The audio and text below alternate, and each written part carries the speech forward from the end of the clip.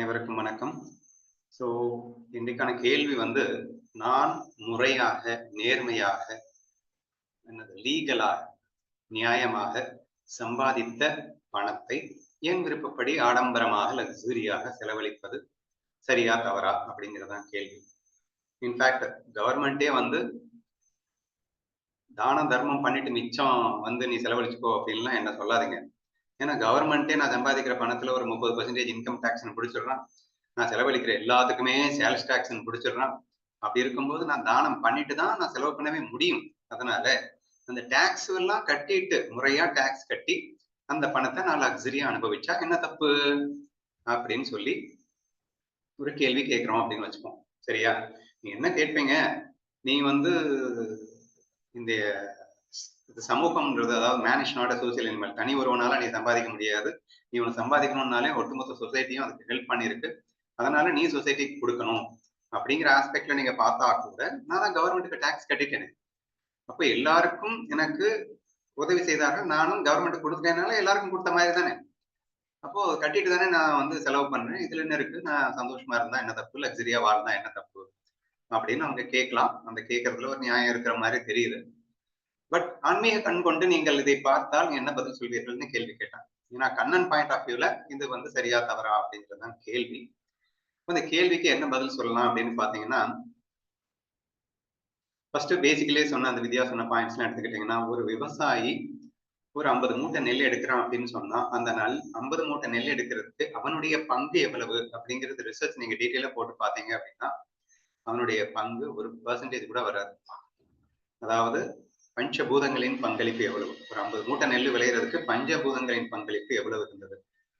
அது மட்டும் இல்லாம ஒரு டிராக்டர் எவன் கண்டுபிடிச்சான், அந்த டிராக்டர் கண்டுபிடிச்சவன், ஏன்னா எல்லாமே இருக்கு. டிராக்டர் வந்து 1 ஹவர் உழுதுட்டு போயிடுச்சு, நீ பைசா கொஞ்சம் கொடுத்துட்ட அப்படிங்கிறது பெரிய விஷயம் இல்லை.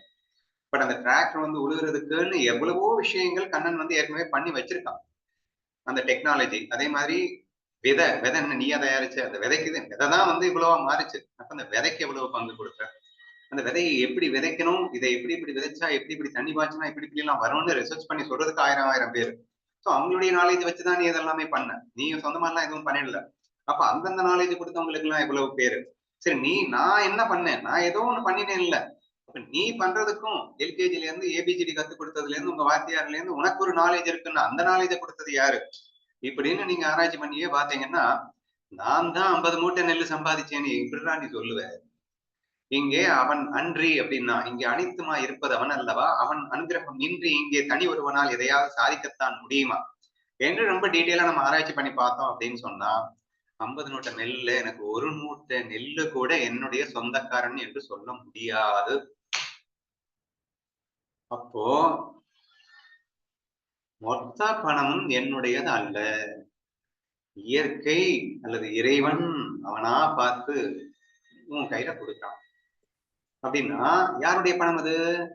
இயற்கையினுடைய பங்களிப்பின் பணம், இறைவனுடைய பணம் என் கையில இருந்தது அப்படின்னு சொன்னா, அது என் பணம் எப்படி ஆக முடியும்? இப்ப என் பணம்னா தானே உன் இஷ்டத்துக்கு செலவழிக்க முடியும். அது இறைவனுடைய பணம் தானா? அப்ப எப்படி செலவு பண்ணணும்? இறைவனுடைய பணத்தை இறைவனுக்கு இப்போ பக்கத்து வீட்டுக்காரன் வந்து ஒரு 50,000 ரூபாய் அவன்கிட்ட கொடுத்து வச்சிருக்கான். எப்ப கேட்கிறேனோ அப்ப கொடுங்க அப்படின்னு சொல்லியிருக்கான். அந்த பணத்தை உன் இஷ்டத்துக்கு செலவு பண்ணிடுவியா? உங்ககிட்ட பணம் இருக்குன்றதுனால உன் இஷ்டத்துக்கு செலவு பண்ணிடுவியா? ஏன் முடியாது? ஏன்னா அது உன்னது இல்ல. இப்போ உன்னது இல்லைன்றதுப்ப ஒரு பொறுப்பு வருது இல்ல, அவனுடையது. அவனுக்காக மட்டும்தான் நான் செலவழிக்கும். அவன் என்ன சொல்றானோ அதைத்தான் நான் செய்வேன் இல்லையா? அவன் வந்து அதுக்கு இதுக்கு கொடுத்துருங்க அப்படின்னு சொன்னான்னா அவன் பணம் அவன் சொல்றது மாதிரி கொடுப்போம். அந்த மாதிரி இது யாருடைய பணம்? இறைவனுடைய பணம். இறைவன் என்ன சொல்றானோ அதுதானே செய்யணும். இறைவன் என்ன சொல்லியிருக்கான்? இறைவன் சமபாவனா அப்படின்னு ஒரு பாயிண்ட சொல்லியிருக்கான் பகவத்கீதை ஃபுல்லா. இங்க உள்ளவர்கள் அனைத்தையும் சமமாக நேசிக்க வேண்டும்னு சொல்லியிருக்கான். அப்படின்னா நீ என்ன பண்ணணும்? இந்த உலகத்தில் உள்ள அத்தனை பேருக்கும் சமமாக அன்பு காட்டு. இப்ப உனக்கு மட்டும் எவ்வளவு அன்பு காட்டுறியோ அதே அன்பை உலகத்துல உள்ள எல்லாருக்கும் காட்டு அப்படின்னா. அப்போ நான் இங்க வந்து சுகமா வாழணும்னு ஆசைப்பட்டேன்னா அது என் மேல் உள்ள அன்புல. அதே சுகத்தை சமமா எல்லாருக்கும் காட்டு அப்படின்னா. இது கீதையில கண்ணன் சொல்லிட்டானா இல்லையா? அப்படின்னா என்ன அர்த்தம்? பக்கத்து வீட்டுக்காரன் பணம் கொடுத்தா அந்த பணத்தை உன் இஷ்டத்துக்கு செலவு பண்ண முடியாது. ஆனா பக்கத்து வீட்டுக்காரன் என்ன எதுக்கு செலவு பண்ண சொல்றானோ அதுக்கு செலவு பண்ணலாம். அதே மாதிரி இறைவனுடைய பணம் என்கிட்ட இருந்தா இறைவன் என்ன சொல்லியிருக்கானோ அப்படித்தானங்க செலவு பண்ண முடியும். பேசிக் லாஜிக் படி பாத்தீங்கன்னா இறைவனுடைய பணம் இறைவனுக்காக தான் செலவு பண்ணணும். இறைவன் யாரு? உலகத்தில் உள்ள எல்லாருமே இறைவன் தான். அப்போ பொதுவாகத்தான் செலவு பண்ணணும் அப்படிங்கிறது ரொம்ப ஈஸியா எல்லாருக்குமே புரியக்கூடிய ஒரு சிம்பிளஸ்ட் ஃபேக்ட் அப்படிங்கிறதுல எந்த விதமான மாற்று கருத்தும் இருக்க முடியாது அப்படின்னு நினைக்கிறேன். சரியா? சரி, இப்போ நீங்க என்ன ஒரு டவுட் பெருசா கேட்கலாம் அப்படின்னா, ஏன்பா லாபம் வந்தா எல்லாத்துக்கும் கொடுக்க சொல்றேன், நஷ்டமாயிடுச்சுன்னா நஷ்டமாயிடுச்சுன்னா என்ன பண்றது அப்படின்னா, என்னமோ நம்மகிட்ட ஏதோ ஒண்ணு இருந்து நஷ்டமான மாதிரி. எது நஷ்டமானாலும் அவன் கொடுத்து வைத்தது நஷ்டமாச்சுன்னு தானங்க அர்த்தம். என்னமோ உன் பொருள் நஷ்டமான மாதிரியே ஃபீல் பண்ணிக்கிறேன். இப்ப என்கிட்ட என்ன இருந்தாலும் அது என்னுடையது அல்ல. அது அவனுடையது. இப்ப இது நஷ்டமாயிடுச்சு. நஷ்டமாயிடுச்சுன்னாலும் அவனுடையது அவன் எடுத்துக்கொண்டான். அவ்வளவுதானங்க. அவன் பணத்தை அவன் எடுத்துட்டான். என்னங்க தப்பு? பக்கத்து வீட்டுக்காரன் கொடுத்து வச்சிருந்தான் பணத்தை. அந்த கொடுத்து வச்சிருந்த பணத்தை அவன் எடுத்துட்டு போயிட்டான். திருப்பி வந்து வாங்கிட்டு போயிட்டான். வாங்கிட்டு போயிட்டு அது லாஸ்ன்னு நான் சொல்லிட்டு இருப்பேன். அப்ப லாஸ் ஆகும்போது நான் கஷ்டப்படுறேன். நீ லாஸ் நீ ஏண்டே உங்ககிட்ட உனக்கு லாஸும் ஆக முடியாது. ஏன்னா whatever you have is the money of God. அப்போ நீ லாஸ் ஆனாலும் அது அவனுடையது. ஆனா இங்க மேட்டர் இருக்கு. நீ லாஸ் வந்து நீ முறையா பண்ணி லாஸ் பண்ணுனேன்னா முழுக்க முழுக்க அது உன்னுடைய தவறு கிடையாது. ஆனா நீ உன் லக்ஸரிக்காக செலவு பண்ணி லாஸ் பண்ணுனேன்னா கர்மா. லக்ஸரிக்காக பண்ணலாமான்னா லக்ஸரினா என்னது? லக்ஸரினா புலன்களுக்கு நீ அதிகமாக செல்லம் கொடுப்பதுன்னு அர்த்தம். அதானங்க லக்ஸரினா வேற என்னதான் இருக்க முடியுமா? அதான் அவன் சொன்ன மாதிரி நேத்து ஒரு ஷார்ட்ஸ் பார்த்தேங்க. ஒரு தண்ணி பாட்டில் 999 ரூபான்னு போட்டிருக்குங்க. நம்ப முடியுதா?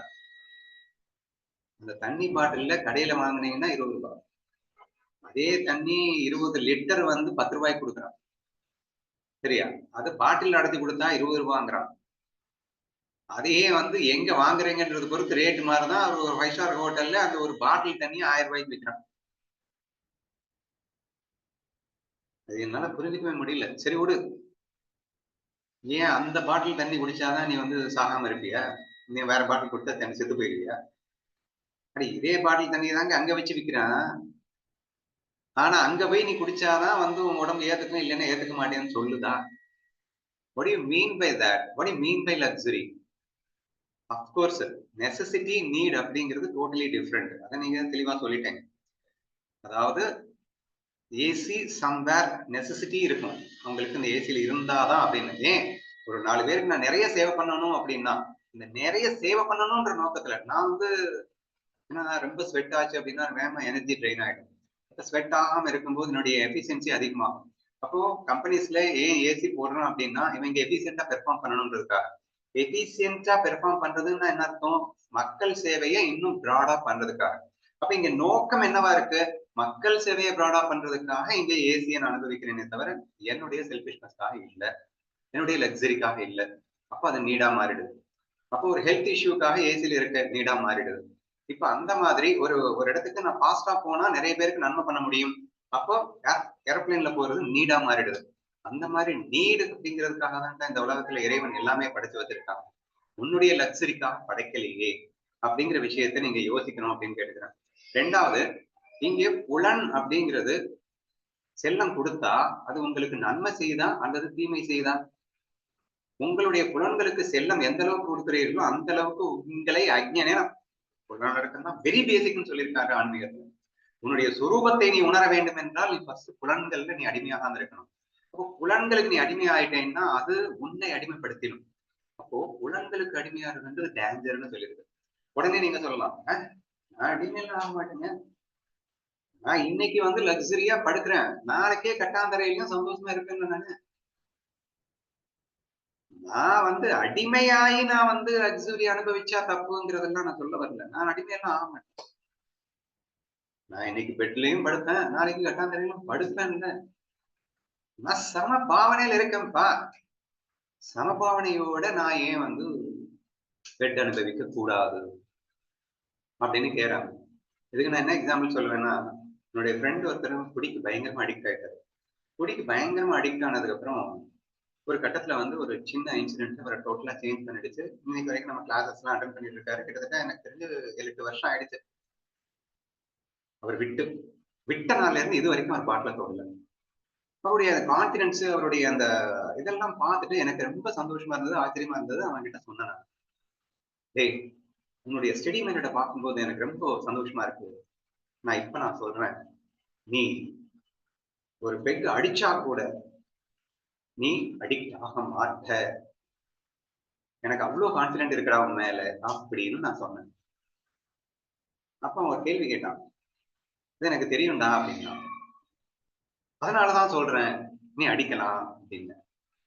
நான் அடிச்சாலும் அடிக்ட் ஆக மாட்டேன்னு எனக்கு தெரியும், அதுக்கு எதுக்கு நான் அடிக்கணும் அப்படின்னா.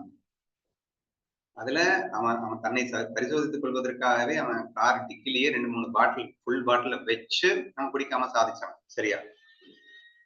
அப்போ அவன் ஒரு கேள்வி கேட்டான், நான் ஏன் குடிக்கணும் அப்படின்னு கேட்டான். இல்ல நீ அடிக்ட் ஆக மாட்டே இல்ல அதனால. அது புரியுதுடா, நான் அடிக்ட் ஆக மாட்டேன் சரி. ஏன்டா நான் ஏன் குடிக்கணும் அப்படின்னா.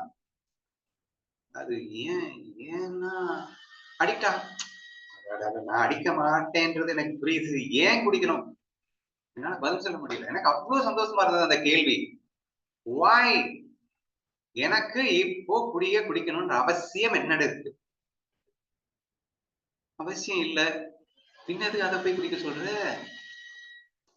ஒன்னும் அடிக்ட் ஆக போறது இல்ல.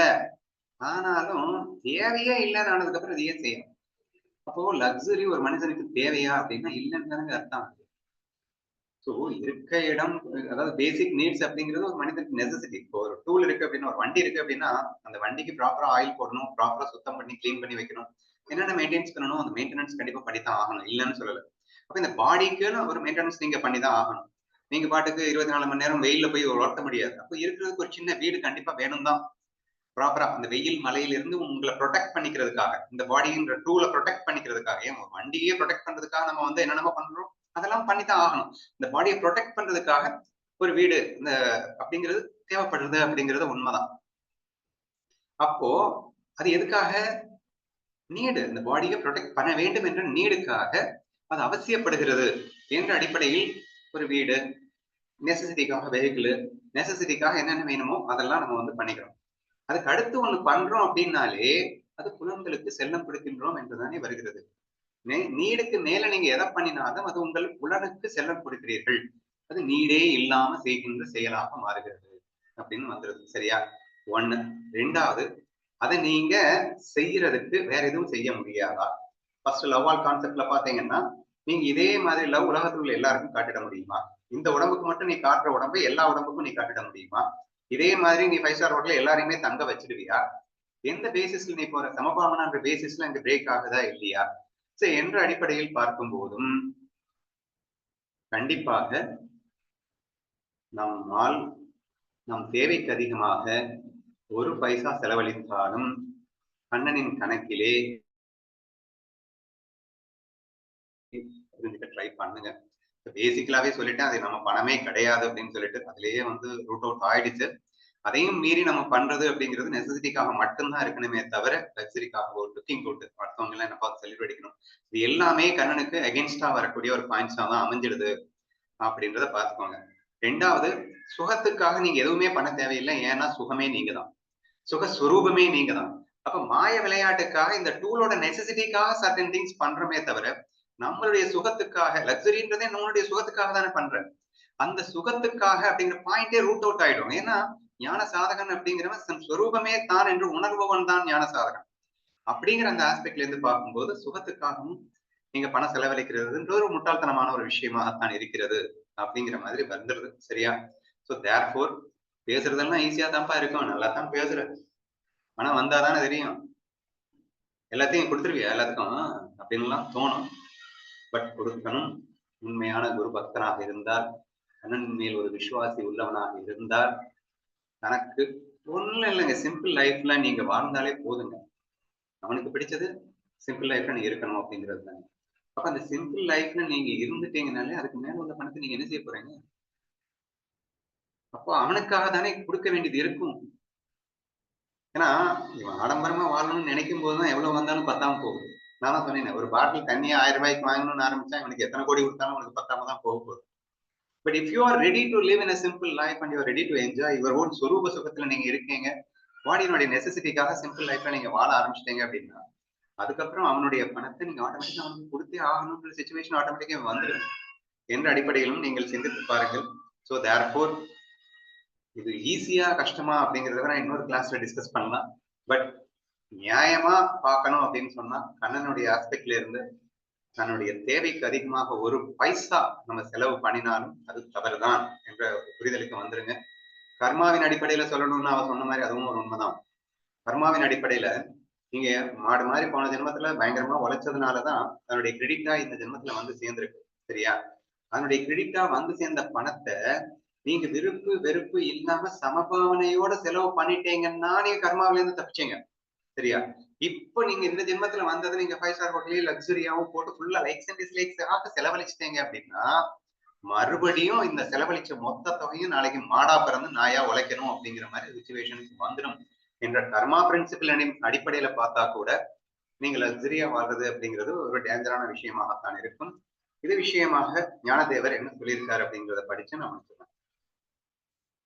சுதர்மானுஷ்டானம் அப்படிங்கிற விஷயத்தை பத்தி ரொம்ப எலாபரேட்டா பேசிட்டு வரும்போது நிறைய தேவதைகள் அப்படின்னு எல்லாம் இருக்கு. இந்த யாகத்தை பார்த்து அந்த பர்டிகுலர் தேவதையை வந்து நீங்க விஷயம் பண்ணிட்டீங்கன்னா இந்த தேவதை வந்து கெட்டதெல்லாம் கொடுக்கும். லக்ஷ்மி அப்படிங்கிறதும் ஒரு தேவதைன்னு வச்சுக்கலாம். சரஸ்வதி ஒரு தேவதை. இந்த தேவதையிடம் வணங்கினா அது படிப்பு கொடுக்கும், இந்த தேவதைகிட்ட பணம் கொடுக்கும். இதெல்லாம் இந்த மாதிரி நிறைய வந்து தேவதா வழிபாடுகள் அப்படிங்கிறதெல்லாம் இருக்கு. அந்த தேவதைகளை எல்லாம் நீங்க வழிபட வேண்டானே சொல்லிடுறாரு. ஏன்னா இந்த எல்லா தேவதைகளுக்கும் தேவனான அந்த ஈஸ்வரன் ஒருத்தன் இருக்கான் இல்லையா, கண்ணன் இருக்கான் இல்லையா, அவன் தான் எல்லாருக்கும் டாப். இந்த தேவதைகளே அவனுடைய அனுமதி பெற்றுதான் இனி உங்ககிட்ட எதையும் பண்ணணும். அதனால ஸ்ட்ரெயிட்டாவே நீங்க அவனுக்கு போட்டுருங்க.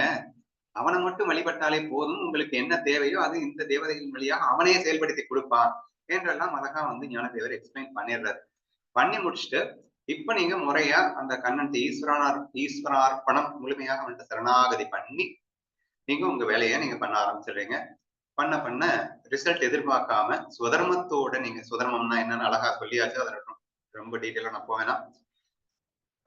உங்க சுதர்மம் எதுன்னு தெரிஞ்சுக்கிட்டு அந்த சுதர்மத்தை பலனில் ஆசை இல்லாமல் ஈஸ்வரார்ப்பண புத்தியோடு நீங்க பண்ணினீங்கன்னா கண்டிப்பா அந்தந்த தேவதைகள் அதனால ஹாப்பி அடைந்து உங்களுக்கு நிறைய கொடுக்க வேண்டியதை கொடுப்பார்கள்.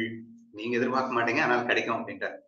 அந்த கிடைச்ச விஷயத்தை எப்படி செலவு பண்ணணும் அப்படிங்கறத கேள்வி, அதை மட்டும் படிச்சிருந்தேன், கேளுங்க.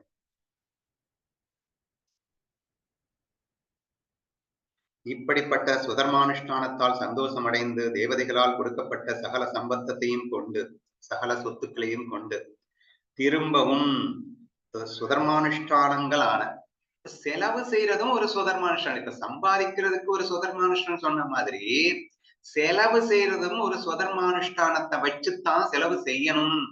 உன் இஷ்டத்துக்கு கண்ணாபின்னான்னு செலவு பண்ணணும்னு சொல்லலைங்க. அவர் என்ன சொல்லியிருக்காரு? திரும்பவும் ஸ்வதர்மானுஷ்டானங்களான சர்வேஸ்வர பஜனை, அக்னிஹோத்திரம், தேவதா அர்ச்சனம், தகுந்த காலங்களில் பிராமண தர்ப்பணை, குரு பூஜை, அதித்தி ஆராதனம். அதித்தி ஆராதனா நிறைய கெஸ்ட் வந்தாங்கன்னா அவங்களுக்கு நம்ம நல்லா பண்றது அப்படின்னு இருக்கு இல்லையா, அது. சாது சத்காரம். சாது சத்காரம்னா முழுக்க முழுக்க ஆன்மீகத்துக்காகவே தன்னை அர்ப்பணித்துக் கொண்ட சாதுக்களை யார் வந்து அவங்களுக்கு தேவையானதெல்லாம் பண்ணி கொடுக்கணும். சம்பாதிக்கிற நீதான். ஏன்னா பணமே கண்ணனுடையது. அதனால கண்ணன் ஆர்டர் போடுறான். நீ உனக்கு கொடுத்த அந்த பணத்தை நீ சாது சத்காரம் பண்ண, சாதுக்களுக்கு தேவையானதெல்லாம் நீ பண்ணி கொடுக்கணும். இவற்றில் யாதொன்றும் செய்யாமல் சம்பத்தர்கள் என்று கர்வம் அடைந்து, சோ இதெல்லாம் நீ பண்ணிட்டு எஞ்சியதைத்தான் நீ உண்ண வேண்டும். இன்னும் இன்னொரு இடத்துல ரொம்ப டீட்டெயிலா சொல்லியிருப்பாரு. இப்படி எந்தெந்த தேவதைகளை உனக்கு கொடுத்ததோ அந்த தேவதைகளுக்கே நீ மீண்டும் அர்ப்பணித்து விட்டு மிச்சம் இருக்கிறத மட்டும்தான் நீ எடுத்து சாப்பிடணும் அப்படிங்கிற மாதிரி அதுல வந்திருக்கும். சரியா? இப்போ அந்த மாதிரி சுதர்மானுஷ்டானத்தின் அடிப்படையில நீ பண்ணாம நீ வந்து உன்னுடைய லைக்ஸ் அண்ட் டிஸ்லைக்ஸ்ல நீ பண்ணினா என்ன டேஞ்சருங்கிறத மட்டும்தான் நான் படிக்க போறேன். நானே சம்பந்தர்கள் என்று கர்வமடைந்து இந்திரியங்களுக்கு வசப்பட்டு போய் எவர்கள் சிற்றின்ப போகத்துக்கே ஆசைப்பட்டவர்களாகி விடுவார்களோ. சரியா? இந்திரியங்களுக்கு வசப்பட்டு, நீ வேற என்னது லக்ஸரினா என்னது, புலன்களுக்கு தீனி போடுறது தானேங்க. சிற்றின்பத்திற்கு வசப்பட்டு சிற்றின்ப போகத்துக்கே ஆசைப்பட்டவர்களாகி விடுவார்களோ அவர்களுக்கு பெருத்த அபாயம் நேரிட்டு அவர்களுக்கு கிடைத்திருக்கும் சம்பத்தம் முழுவதையும் நஷ்டமாகி போவதுமின்றி அது இருக்கும் போதே அதை புசிக்க அவர்களுக்கு கிடைக்காமல் போகும். நீ மட்டும் full and full likes and டிஸ்லைக்ஸ்ல இஷ்டத்துக்கு செலவு பண்ண ஆரம்பிச்ச அப்படின்னா நீ அடுத்த ஜென்மத்துல இல்ல, இந்த ஜென்மத்திலேயே உனக்கு இருக்கிற எல்லா சொத்தும் காணாம போயிட்டு நீ கஷ்டப்பட வேண்டியது வரும். ஆயுசு முடிந்து போன பின் தேகத்தில் சைதன்யம் வாசம் செய்யாதது போலே, அதிர்ஷ்டமகீரனுடைய வீட்டில் லக்ஷ்மி தங்கிராமல் விலகி போவது போலே, சுதர்மானுஷ்டானம் இல்லாமல் போன உடனேயே சர்வ சுகத்திற்கு நிற்க இடமில்லாமல் போகிறது. நீ இந்த மாதிரி லைக்ஸ் அண்ட் டிஸ்லைக்ஸ் உன் பணத்தை செலவழிக்க ஆரம்பிக்கும் போது, உன்னுடைய வெறுப்பு சுயநலத்துக்காக நீ பணத்தை செலவழிக்க ஆரம்பிக்கும் போது நீ 100% அன்லக்கியா மாறுற அப்படிங்கிறது. அன்லக்கிக்கு எக்ஸாம்பிள்னா லக்ஷ்மி கடாட்சம் இல்லைன்னா எல்லாமே நாசமா போற மாதிரி. இன்னொரு ஆயுசு முடிஞ்சிருச்சு அப்படின்னா தேகத்துல சைதன்யம் வாசம் செய்யாதது போல. இப்ப நீ லக் இல்லை அப்படின்னா உங்ககிட்ட ஒண்ணுமே இருக்காது, ஒரு சுகமும் இருக்காது. பணம் மட்டும் இல்ல, எந்த சுகமுமே உனக்கு கிடைக்காது. சர்வ சுகத்திற்கும் நிற்க இடமில்லாமல் போய்விடுகிறது. தீபம் அணைந்து போனதும் அதன் பிரகாசம் நஷ்டமாகி போவது போலே, சுதர்மானுஷ்டான மற்று போன இடத்தில் சுதந்திரியம் என்பதே இல்லாமல் போகும். சுதர்மானுஷ்டம் மிஸ் பண்ணும்போது, சுதர்மானுஷ்டம் இங்க மிஸ் பண்ணும்போதுன்னா சிம்பிளா புரிஞ்சுக்கோங்க, சுயநலமா லைக்ஸ் அண்ட் டிஸ்லைக்ஸ்ல செலவு பண்ணினீங்கன்னா அப்படின்னு மட்டும் புரிஞ்சுக்கோங்க. சரியா? என்ன ஆகும்? சுதந்திரமே உங்களுக்கு இல்லாம போகும் அப்படின்னு ஒரு பாயிண்ட்.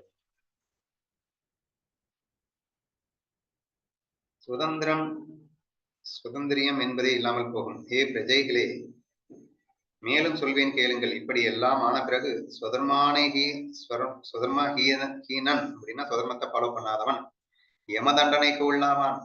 அவனை திருடன் என்று சொல்லி அவனிடத்தில் ஏதாவது புண்ணியம் மிகுந்து நின்றால் அதையும் யமன் பிடுங்கிக் கொள்வான். சரியோ? கர்மா எக்ஸ்ட்ரா நீங்க கர்மாவை சேர்க்க ஆரம்பிச்சிடுறீங்க. பின்பு உலகத்தில் உள்ள சகல பாவங்களும் இரவில் பிசாசுகள் சுடுகாட்டை தேடிக்கொண்டு வந்து சேர்வது போலே அவன் எங்கே எங்கே என்று தேடிக்கொண்டு சேர்ந்துவிடும். என்னையா அது? நான் ஏன்னா என் பணத்தை நான் சம்பாதிச்சு பணத்தை நான் வந்து என் சுயநலத்துக்காக செலவிட்டா இவ்வளவு பெரிய பாவமா? ஏன் விருப்புக்கு ஏத்த மாதிரி நான் என் பணத்தை செலவழிக்க பண்ணக்கூடாதா? உன் பணமே இல்லைன்னு தான் ப்ரூஃப் ஆயிடுச்சு. அப்போ கண்ணனுடைய பணத்தை நீ வந்து உன் இஷ்டத்துக்கு செலவு பண்ணா பின்ன எல்லா பாவம் தானே வந்து சேரும். ஸோ ஒட்டுமொத்த பாவமும் வந்து சூழ்ந்து கொள்ளும்னு சொல்லிட்டாரு. எங்கே எங்கே என்று தேடி வந்து அவனை சூழ்ந்து கொண்டு அவற்றின் பலங்களாகிய தாவ திரயங்களை சகிதமாக அவனிடத்தில் குடிகொள்ளும். எக்கச்சக்கமான துக்கங்களை ஏற்படுத்தி அவன் கூடவே தங்கிடுமா எல்லா பாவம். சுதர்மானுஷ்டானத்தை துறந்தவனுடைய கதி இப்படியெல்லாம் ஆகும். ஏ பிரஜைகளே, பின்பு ஒரு கல்பம் முழுவதும் அழுதாலும் இந்த துர்கதி விலகி போகாது. ஆகையால் சுதர்மானுஷ்டானத்தை நீங்கள் ஒரு காலம் தவறவிடாமலும் இந்திரியங்களை தப்பு விஷயங்களில் பிரவர்த்திக்கும்படி விடாமலும் இருக்க வேண்டும். நீரில் வாழும் பிராணிகள் நீரை விட்டு வெளிப்பட்ட உடனே மரணம் அடைவது போலே சகல பிராணிகளும் தங்கள் தங்கள் சுதர்மத்தை கைவிட்டு விட்டால் ஆணியே அடைவார்கள் என்று அறிந்து. நீரை விட்டு வெளிப்பட்ட மீன் எவ்வளவு இன்ஸ்டன்ட்ல கஷ்டப்படுமோ அது மாதிரி நீ லைக்ஸ் அண்ட் டிஸ்லைக்ஸ் சுயநலத்துக்கு வந்துட்டேன்னு அடுத்த செகண்ட் நீ அவஸ்தை தான் படணும். நீங்கள் அனைவரும் அவர்களுக்கு ஏற்பட்டுள்ள சுதர்மத்தின் ஊக்கம் உள்ளவர்களாகவே இருக்க வேண்டும். இவ்வாறு நான்முகன் பிரஜைகளுக்கு திரும்பவும் திரும்பவும் புத்தி சொல்லி வைத்தான். கல்பம் முழுவதும் அழுதாலும் துர்கதி விலகி போகாது அப்படின்னு சொல்லியிருக்காங்க. ஸோ உங்களை பயமுறுத்துறதுக்காக நான் அதெல்லாம் பேசுறேன் அப்படின்னு நீங்க தயவு செய்து எடுத்துக்க வேணாம். ஒரு ஷெல்ஃபிஷ்னஸா லைக்ஸ் அண்ட் டிஸ்லைக்ஸோட நீங்க நேர்மையா சம்பாதிச்ச பணமாகவே இருந்தாலும் அதை செலவு பண்ணுவது என்பது கண்டிப்பாக அது எவ்வளவு பெரிய குற்றம் என்பதை நாம் புரிஞ்சுக்கிட்டாலே போதும். அந்த முட்டாள்தனத்தை நம்ம பண்ண மாட்டோம் அப்படின்னு நினைக்கிறேன். ஏன்னா அவனுடைய பணத்தை நீங்க திருடுற மாதிரி தானே அர்த்தம் ஆயிடுது. உங்க இஷ்டத்துக்கு மட்டும் நீங்க செலவு பண்றது அப்படின்னு. அடுத்தவனுடைய நெசசிட்டிக்கு பார்த்துட்டு இருக்கும் போதே நான் மட்டும் லக்ஸரியா வாழ்வேன்னு நினைக்கிறது. இது எல்லாமே கண்டிப்பாக கண்ணனின் சட்டத்துல மிகப்பெரிய தவறாகவே முடிகிறது என்பதை புரிந்து கொள்ளுங்கள். அன்பு என்ற அந்த ஒரு விஷயத்தை ஆழமாக புரிந்து கொண்டவர்களுக்கு இதை புரிந்து கொள்வது கடினமாகவே இருக்காது. லவ் ஆல் அப்படிங்கிற விஷயத்த அனைவரும் ஒன்று என்ற தத்துவத்தில் வாழ்பவர்களுக்கும் இதை புரிந்து கொள்வது கடினமாக இருக்காது. மற்றபடி அகங்காரம் அதிகமாக இருக்கும் போதுதான் இது கொஞ்சம் புரிந்து கொள்வது கடினமாக இருக்கும் என்று நினைக்கின்றேன். இதுவே எனது பதில்.